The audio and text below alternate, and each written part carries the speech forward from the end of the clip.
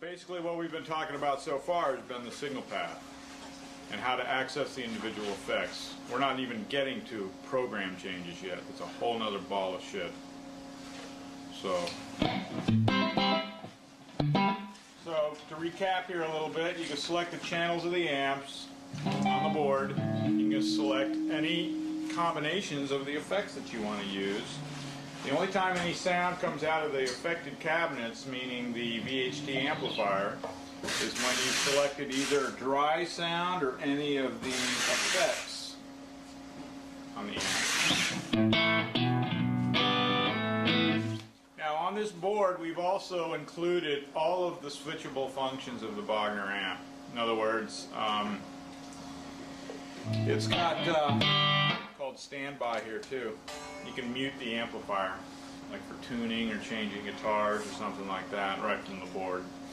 Okay, that means everybody goes dry, or I should not say, I'm sorry, not dry, but muted, no sound, and that's over here in the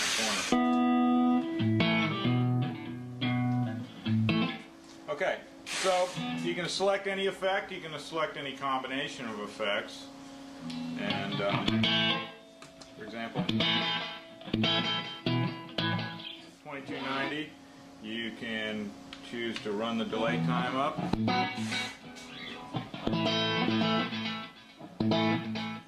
Now this happens to have some kind of there we go.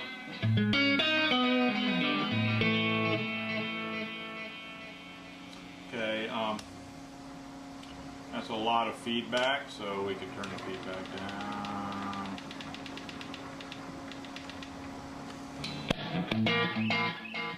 Okay, you gotta.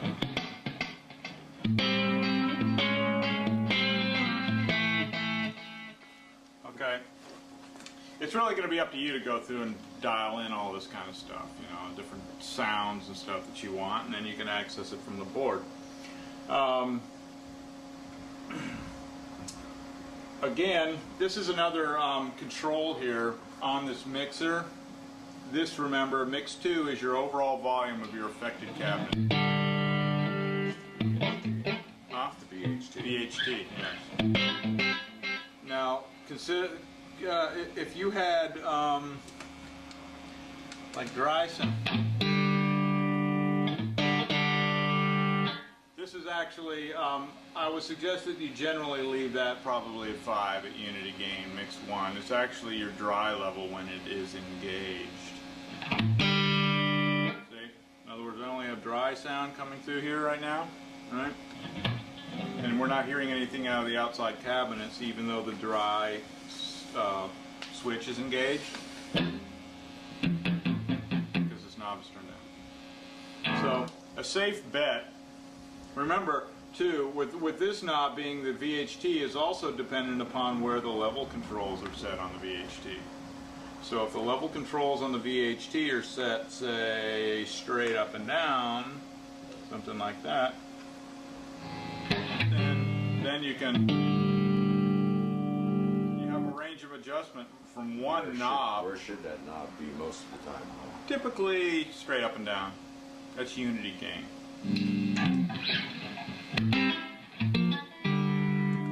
What about the masters and stuff on the VHT? It depends upon how loud the rest of the signal is. The thing is, remember, as we said at the top of the tape here, you start out by setting your Bogner amplifier for your dry levels, how loud you want that to be, and then add the effects around that, and then that's going to be your overall volume. Yeah. Of course, the effects themselves have output level adjustments as well, which are typical and will be programmable for each preset that you call up. So those you need to keep in mind as well. But the basic switching system and the operating levels of the system are generally... set the line levels now. Right? Yeah.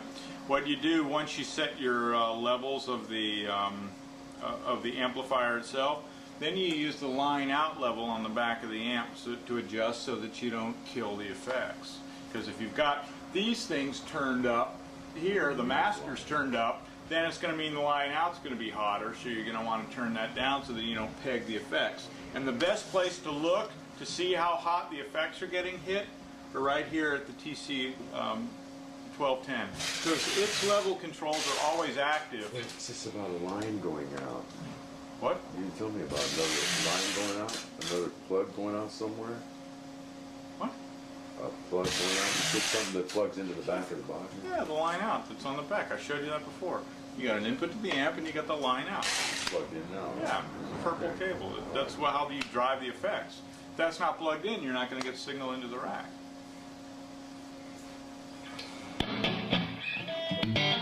So you were saying now? So what I was saying was, when you adjust your amplifier for its levels without even regarding the rack, set the overall volume that you want to play at on the amplifier itself, and then adjust the line out on the amp, the little level control on the back, so that you don't kill the effects. And you can look at the how hot the effects are getting The hit. speaker knob, right? Speaker knob. I know which one it is. It's this one right here. That right there. Oh, Line set level. that. All right. Line Okay. level. That's all. And you can look at, it's okay really if this thing goes into the red a little bit. It's not going to kill it, you know, and it's not going to, you're not going to hear it either.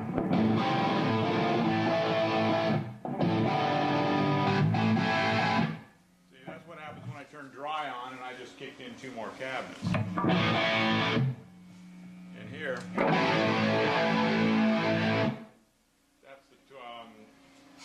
that's with the chorus engaged.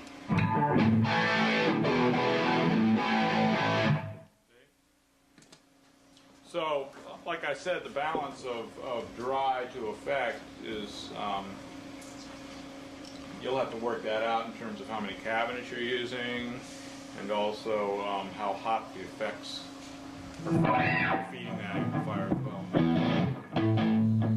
But even if it's unity gain, remember, even if these things are all set so they're unity, when you turn 2 more cabinets on as opposed to just 1, it gets pretty beefy. Okay, so you can pick individual effects. It's that simple. For example, Lexicon MPX1. Typically, I'm using clean sounds to demonstrate this stuff for you because you never hear when I'm talking.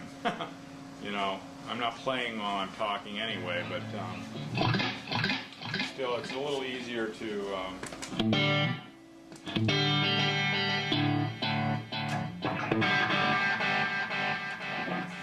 See, and of course, depending upon what effects you choose, you know, it could be anything.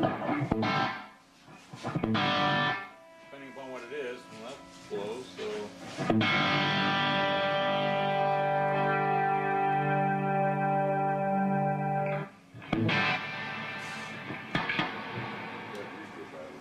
What's that? Take that reverb out. Too reverb. You take that reverb sound way down. Well, there you go. Well, that's something that you would program.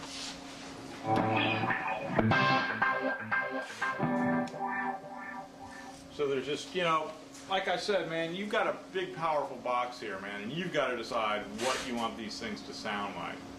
I can't sit here and do that, especially when the driver's not here. Yeah. So I know we'll have to bring it back when the driver's here. you know, so you got a hot rod with no driver, but and I ain't no driver. So I guess probably the next step here is to reposition the camera and show you the foot controller and show you how things are patch changed and everything. Okay, so we'll take a break and set the camera up for that, and then we can do a little toe tapping here on the foot controller.